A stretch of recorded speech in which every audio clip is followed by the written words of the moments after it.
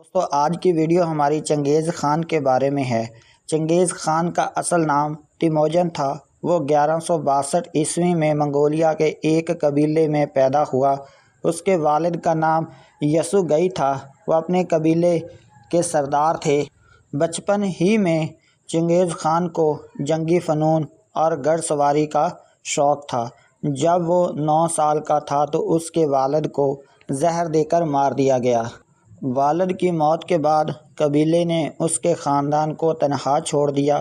چنگیز خان، اس کی ماں اور بہن بھائیوں نے سخت سردی اور بھوک میں زندگی گزاری۔ اس نے کم عمری میں ہی بہادری اور قیادت کی صلاحیتیں دکھانا شروع کر دیں۔ غربت اور مشکلات نے اسے مضبوط اور بہادر بنا دیا۔ بچپن کی یہی سختیاں آگے چل کر اسے دنیا کا سب سے بڑا فاتح بننے میں مددگار ثابت ہوئیں۔ جوانی میں چنگیز خان کو اب بھی تیموجن کے نام سے جانا جاتا تھا۔ اس نے اپنی قوم کے بکھرے ہوئے قبائل کو اکٹھا کرنے کا خواب دیکھا۔ شروع میں وہ اپنی بیوی بورٹے کے ساتھ سادہ زندگی گزار رہا تھا۔ ایک دن دشمن قبیلے نے اس کی بیوی کو اغوا کر لیا، جس نے چنگیز خان کے دل میں بدلہ لینے کی آگ بھڑکا دی۔ اس نے کچھ وفادار دوستوں اور قریبی ساتھیوں کو جمع کیا۔ پھر اس نے قبائل کو ایک جھنڈے تلے جمع کرنے کی کوشش شروع کر دی۔ جوانی میں ہی اس نے بہادری، ایمانداری اور انصاف کی وجہ سے شہرت حاصل کی۔ اس نے اپنے دشمنوں سے زیادہ عقل اور نظم و ضبط کے ساتھ جنگیں لڑیں۔ چنگیز خان کو منگول قبائل نے اتفاق رائے سے اپنا سردار چنا۔ سردار بننے کے بعد اس نے اپنی فوج کو نظم و ضبط اور قانون کا پابند بنایا۔ اس نے اپنے دشمنوں کو شکست دے کر پوری منگول قوم کو ایک قوم بنا دیا۔ اسی زمانے میں اس نے اپنا مشہور لقب چنگیز خان یعنی تمام قوموں کا بادشاہ حاصل کیا۔ جوانی کے دور میں اس نے شاندار جنگی حکمت عملی ایجاد کی۔ وہ دشمنوں کو شکست دینے کے لیے تیزی، حکمت اور سخت فیصلوں کا ماہر بن گیا۔ اس کی جوانی ہی وہ زمانہ تھا جب ایک عام منگول نوجوان دنیا کو ہلا دینے والا فاتح بننے کی راہ پر چل پڑا۔ دوستو، چنگیز خان نے اپنی زندگی میں کئی بڑی اور مشہور جنگیں لڑی تھیں، جنہوں نے تاریخ کا رخ بدل دیا۔ پہلی جنگ تھی تاتاروں کے خلاف۔ یہ چنگیز خان کی پہلی بڑی جنگ تھی۔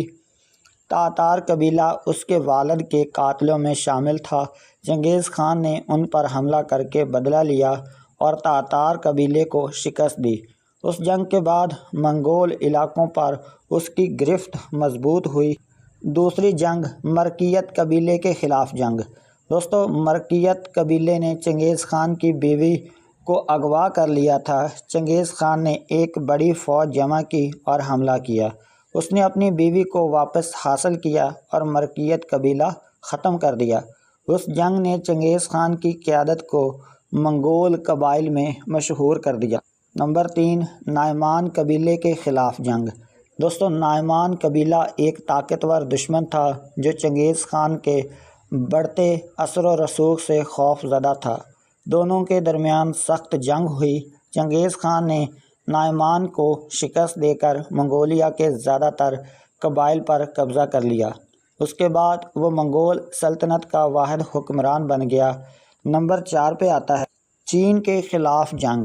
چین کے شمالی سلطنت جن اس وقت ایک بڑی طاقت تھی۔ چنگیز خان نے 1211 میں ان پر حملہ کیا۔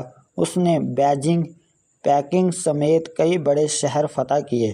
جن سلطنت کے خاتمے کے بعد چین کا بڑا حصہ منگولوں کے قبضے میں آ گیا۔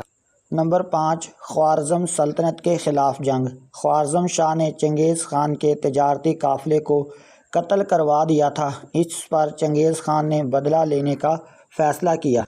اس نے 1219 میں ایران، ازبکستان اور افغانستان پر حملہ کیا۔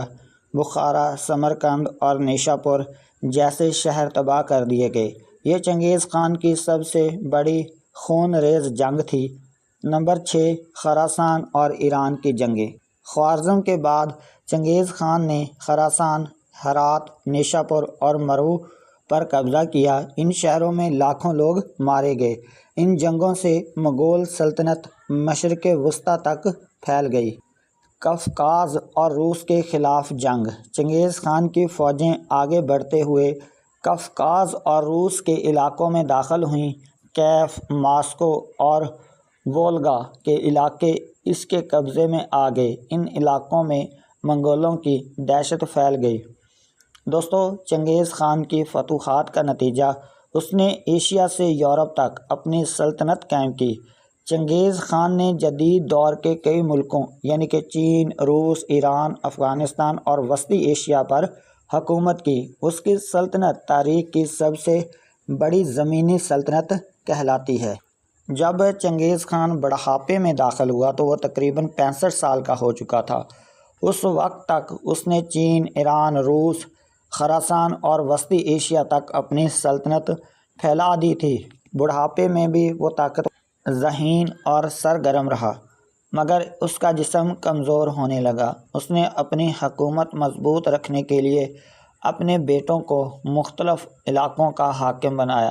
وہ چاہتا تھا کہ اس کے بعد بھی منگول سلطنت کبھی نہ ٹوٹے۔ بڑھاپے میں وہ شکار اور جنگی مہمات سے بھی محبت رکھتا تھا۔ کہا جاتا ہے کہ اسے گھوڑے کی سواری اور تلوار سے کھیلنا آخری وقت تک پسند تھا۔ دوستو، اس کی آخری بڑی جنگ چین کی زیشیا سلطنت کے خلاف تھی۔ اسی دوران وہ گھوڑے سے گر گیا اور شدید زخمی ہو گیا۔ کچھ تاریخ دان کہتے ہیں کہ وہ زخموں یا بخار کی وجہ سے مر گیا۔ چنگیز خان کی موت 1227 عیسوی میں ہوئی۔ مرنے سے پہلے اس نے وصیت کی کہ میری موت خفیہ رکھی جائے تاکہ دشمن حوصلہ نہ پکڑیں۔ دوستو، قبر کو چھپانے کا راز۔ اس کی وفات کے بعد فوج نے اس کی لاش کو خاموشی سے دفن کرنے کا فیصلہ کیا۔ کہا جاتا ہے کہ اسے منگولیا کے پہاڑی علاقے خینتی میں دفن کیا گیا۔ اس کی قبر میں کوئی نشان، پتھر یا علامت نہیں لگائی گئی۔ روایت یہ ہے کہ جب فوجی لاش لے جا رہے تھے تو راستے میں جو بھی نظر آیا اسے مار دیا گیا تاکہ دفن کی جگہ کوئی نہ جان سکے۔ دفن کرنے کے بعد گھوڑوں نے زمین کو پاؤں سے برابر کر دیا تاکہ کوئی قبر پہچان نہ سکے۔ کہا جاتا ہے کہ بعد میں فوجیوں کو بھی مار دیا گیا تاکہ راز ہمیشہ راز ہی رہے۔ مرنے کے بعد اس کے بیٹے اوغ خان نے حکومت سنبھالی اور سلطنت کو مزید پھیلایا۔ آج تک چنگیز خان کی اصلی قبر کسی کو نہیں ملی اور وہ دنیا کی سب سے بڑی تاریخ پہلی بن چکی ہے۔ اس کا بڑھاپا اور موت اس بات کی یاد دلاتے ہیں کہ دنیا فتح کی جا سکتی ہے مگر موت سے کوئی نہیں بچ سکتا۔ دوستو، یہ سی آج کی ہماری مکمل سٹوری چنگیز خان کے بارے میں۔ ملتے ہیں نیکسٹ ویڈیو میں۔ اللہ حافظ۔